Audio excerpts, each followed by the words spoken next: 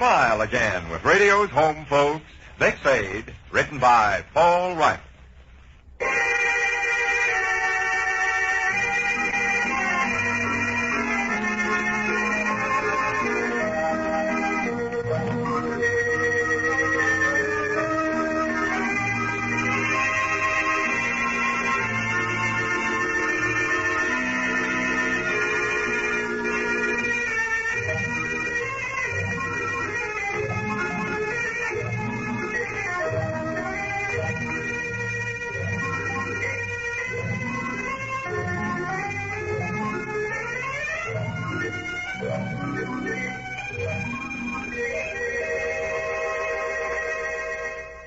Well, sir, it's late afternoon as we enter the small house halfway up in the next block now, and here in the living room we find Mr. and Mrs. Victor Gook. Vic has just this moment arrived home from the office, and he's contemplating his wife, who is replacing the telephone receiver back on its hook. That was Fred. I gathered as much from hearing you say goodbye, Fred. Vic, he's pulling off that stunt of his again. Which stunt do you have reference to, Professor Huddersty? Oh, where he's got work around the house he wants done and tricks you into helping him. I will settle Fred's hash in 5 seconds. One side. Papa will use the telephone. Is Fred at home or at the foundry? Oh, he's at home, but I wouldn't call. Why not? Because we're already involved. How so? Well, you yourself suggested playing 500 this evening. They asked us to their house, and you said fine. I said fine as regards playing 500. I didn't say fine as regards shingling Fred's roof. That isn't what he wants done. He'd like me to take his furnace apart? No, not that either. The thing is, Vic, we accepted their invitation, and if we call up and make some sick excuse for not going, Fred will see through it and get huffy. And a situation like that makes it mean and uncomfortable and awkward for everybody concerned for weeks to come. Ruthie Stembaum's my best friend. We spend lots of time together. It's just hateful when stuff like this comes up. Well, I'm certainly not going to let Fred make me the goat. You might not have to break your back working. I don't intend to break my back working. Might even be fun. What is this job Fred's got up his sleeve? Lay a concrete floor in his garage. What? He's got sacks of cement and sand and gravel in his backyard, and he's going to put a concrete floor in his garage. Is that a fact? Well, it might not be so bad. Fred's phone number, I believe is... Now, wait, Vic. You're not going to holler and scream over that telephone. Fred talked gentle as a lamb just now. I bet he did. I know how that guy operates. He's going to make a picnic out of this, ain't he? Oh, boy, Vic and I are going to have a circus tonight. We're going to put a concrete floor in my garage. Tell Vic to wear his old clothes because the fun's liable to get a little rough. Yeah. Is that what he said? Pretty much. The big ox. You can lead a horse to water. Huh? You can lead a horse to water, but you can't make him drink. Fred can't force you to mix concrete. You can wear your old clothes over there, and when he starts mixing his concrete, you can just kind of stand there and watch. Well, can't you? Kiddo, Fred's got to learn he's not dealing with a halfwit. It's Ruthie, though. He's tried this junk on me twice before that I remember. Once when he tried to make me help him change all his lame-brain tires, and another time when he generously suggested that I tear down a solid oak partition in his basement. But you didn't change the tires or knock down the partition. I'll say I didn't. I don't believe Fred actually realizes what he's asking. Don't fool yourself. He was so bright and boisterous and happy over the phone just now. Uh-huh. Like a little boy. What'd he say? Understand you scalawags are coming over here and shuffle some cards around this evening. Uh-huh. Better tell the old man to bring his think tank along because I got some mighty clever tricks up my sleeve. Sure. And old lady is the warm lemonade gonna flow in rivers. Warm lemonade? He's got the idea you're crazy about warm lemonade. Where in thunder would he get that idea? Well, when you were just back from your inspection tour and were telling us about your different experiences, you had a good deal to say about the warm lemonade you drank in Dubuque, Iowa. I remember that, but I said I hated warm lemonade. Well, Fred never got that impression, I guess. See, you were telling how nice your friend's wife was that went to the trouble of making the warm lemonade.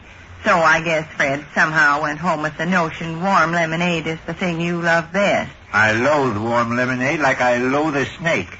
It's Ruthie. What's Ruthie? It's Ruthie I'm thinking of. She hates this kind of a nasty situation as much as you do. Ruthie's no infant. Yes, she is, in a way. What else did that fathead Fred say? How'd he lead up to the concrete floor? Well, he said, knowing how much that Vic guy of yours loves to boss people around, I'm going to give him a chance to do some bossing tonight. After we played a few fine, jolly hands of 500, I'm going to excuse myself a minute or two and put a concrete floor in my garage. Me and the kids next door are going to do it. Vic can stand around and give us directions. Be sure and tell Vic to wear old clothes. Really now, Sade, really. I know. He's going to excuse himself a minute or two. How long does it take to put in a concrete floor? I don't know. Maybe 4 hours, 5, 6, 7. I haven't any notion. But I know you got to mix the half-wheat concrete and then pour it and then smooth it out even with a trowel. Might take all night. Fred's got electric lights rigged up out and back. Has he? Has he indeed? Well, of course, that makes all the difference in the world. I won't have to work in the dark. It's Ruthie. Huh? Look, kiddo, if Fred come to me man to man, as a friend, and said, Vic, I know this is a darn big favor to ask, and I hate to do it, but I've got cement and sand and gravel in my backyard, and I want to put a concrete floor in my garage tonight. I haven't got the money to pay wages to a regular mason, and I was wondering if maybe you'd be willing to give me a hand with the job. That would be different. I might think, oh, heck, why not? But no, Fred don't operate that way. Fred's too foxy. Holding out a bucket of warm lemonade is a lure. Why, that big ape. Yeah, but since you see through him... Who are these kids next door that he's talking about? What? You said he said some kids next door were going to help mix concrete. Who are they? Marvin and Carolyn Jordal. How old are they? Marvin's 8, Carolyn's 11. Oh, for Pete's sake. Well, don't fly off the handle too quick, Vic. After all... He's got a couple of neighbor kids, 8 and 11 years old, lined up to mix concrete, has he? And I'm going to stand around and boss them, am I? Work faster there, Carolyn, before I knock your head off.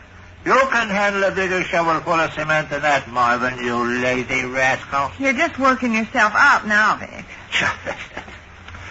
25728. What? Is stem bottoms number 2572X. What you going to say to Fred? Nothing extreme. Whatever you say, he'll get huffy. And won't that be just too bad? I don't suppose there'd be any chance that it might be fun. I can't hear you, Sade. I say I don't suppose there's any chance that it might be fun. Fun to mix concrete? Is it hard work? Plenty hard. But if you threw yourself into it, got the spirit, why, Fred said it'd be... Picnic? Yes.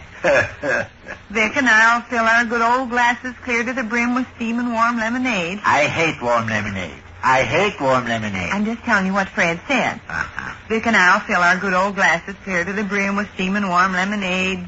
Warm lemonade, that's the stuff for tough guys. That roistering, virile He-Man chatter only makes me feel melancholy, Sade. Only makes me feel melancholy. You're going to call Fred and say we can't come? Yes.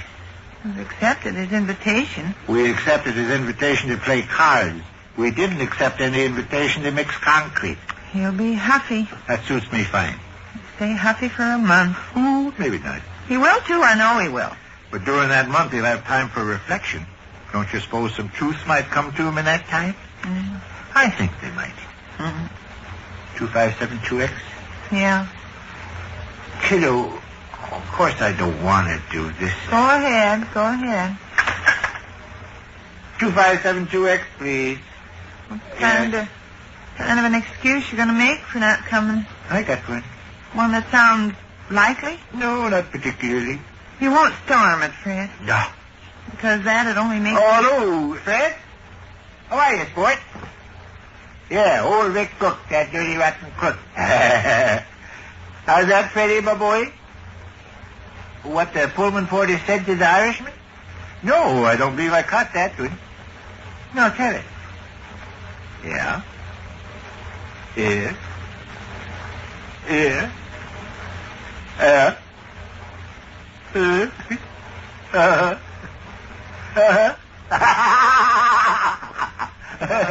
That's okay, Fred. No, I never heard it before. But James, what's the matter if you just felt it, huh? Sweet Fred. Yeah. I will tell that to the boys tomorrow. Say, Fred, reason I'm calling. No, here's the thing. I understand we got a 500 game cooked up for this evening. Haha. Yeah. No, doggone it, Fred, it looks like we can't. Well, I'm leaving for Seattle, Washington tonight. Yeah. No, not business, Fred. Fact of the matter is, Fred, I'm taking some trained rattlesnakes to Seattle. That's right. I'm taking these trained rattlesnakes to Seattle tonight, and I'm coming home the first thing in the morning. No, not an airplane. High-powered motorcycle. Well, I'm sorry we can't get together this evening, Fred, but we'll make it another time real soon. You bet. Goodbye, Fred. How was that? All right. Give the half-wit something to think about, maybe. He might do a little reflecting before he tries this stunt again. Oh, hey, now. It's not as bad as all that. Look, I'm not crying.